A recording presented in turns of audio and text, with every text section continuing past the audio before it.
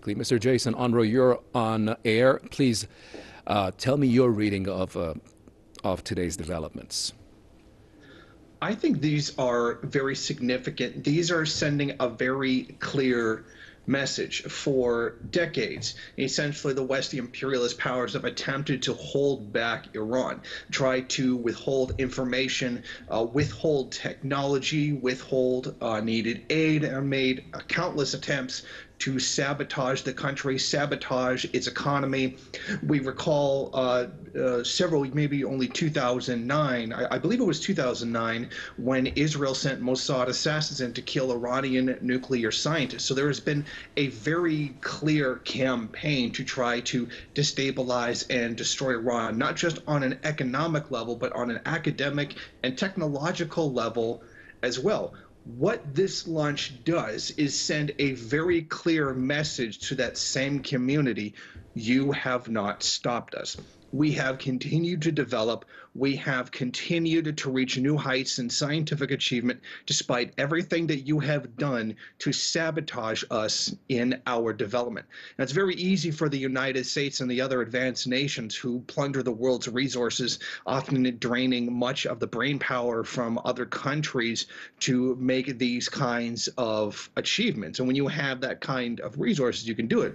But when you're under this kind of pressure from imperialist aggression to achieve this is significantly greater. To do it under such very difficult circumstances speaks very much to the spirit and the effort that has been put in this situation. The Iranian people are going to continue to achieve, no matter what it is that's thrown at them by the enemies of the United States, the Zionist regime in Israel, and many of the very destabilizing and imperialist Western powers as well. And this shows that Iran is not going to back down in this type of situation. Now, it's already been denounced by at least the United States, saying that this launch is wrong. It's a violation of certain, what it is, a UN Security Council resolution, because this counts as ballistic missile technology, which is, well, it's relatively in the same field.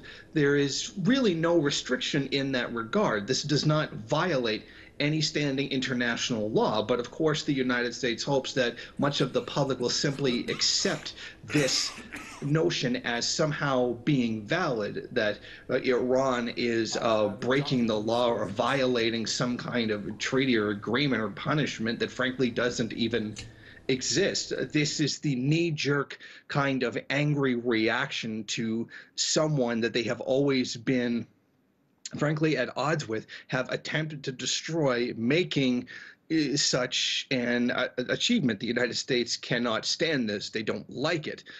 It is a very real fact that is before their eyes right now, that Iran is advancing in this kind of rocket technology. And the only thing they can counter with is angry denunciation and lies about violating certain rules. They simply can't even just be happy for Iran and their own achievements. And did we not see the same thing when the DPRK, the Democratic People's Republic of Korea, launched their own satellites into space, advanced their own peaceful rocket technology? While they have not been as successful as they had hoped, these were tremendous accomplishments from a country that's even under greater pressure than probably any country in the entire world. And they still managed. In the United States, responded with angry denunciations of their steps forward in scientific progress. The DPRK and Iran both have done so by themselves without the aid of other countries. Many of the advanced countries will freely share this kind of information, this kind of technological know-how to develop these kinds of rocket technologies, but they certainly bar other countries from doing it as well. They don't like it when the people that they oppose, because they oppose U.S. domination, also make these achievements. I mean, we saw something very similar when China first began its first soirees into space. The United States and many of the other Western European imperialist powers decried the move as China somehow militarizing space.